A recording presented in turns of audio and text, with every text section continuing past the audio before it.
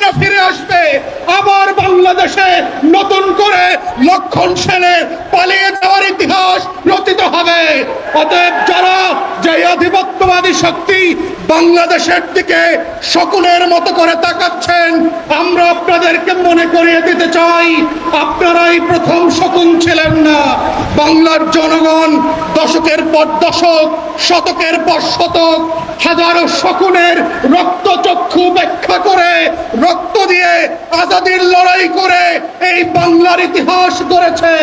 অতএব আমরা আজকের শাসক গোষ্ঠী যারা বাংলাদেশকে আধিপত্যবাদের বিরুদ্ধে নিতে চায়, যারা বাংলাদেশকে জুলাই সনদ থেকে সরিয়ে এনে নতুন করে পুরাতন রাজনৈতিক বন্দোবস্তে নিতে চায়, যারা আজকে বাংলাদেশকে 1400 শহীদের সাথে গাদ্দারি করে দিল্লি কথা মতো চলতে চায়, তাদেরকে আমরা শুধু মনে করিয়ে দেব, বাংলাদেশে এখনো লক্ষ কোটি শহীদ ওসমান হাদিরা এখনো পাড়ায় মহল্লায় লাল সবুজের পতাকা আজাদিকের স্বাধীনতা পাহারা দিচ্ছে।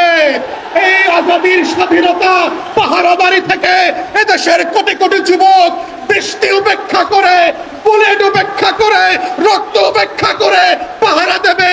কারো শকুনের দৃষ্টি আমরা মেনে নেই নয়, আগামীতে মেনে নেব না। তাই আমাদের লড়াই চলছে এবং চলবে।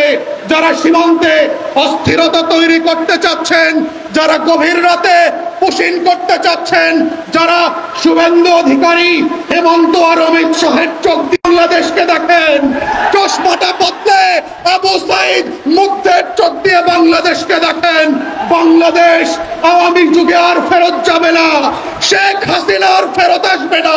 আমরা সেই বাংলাদেশে নাই। অতএব এই মুক্তির লড়াই শত শত বছর ধরে যেভাবে চলেছে এবং চলবে, আমরা আমাদের স্বাধীনতা, সার্বভৌমত্ব, জাতীয় স্বার্থ এবং জনগণের আকাঙ্ক্ষা নিয়ে আমরা সবাই লড়ে যাবো ইনশাল্লাহ।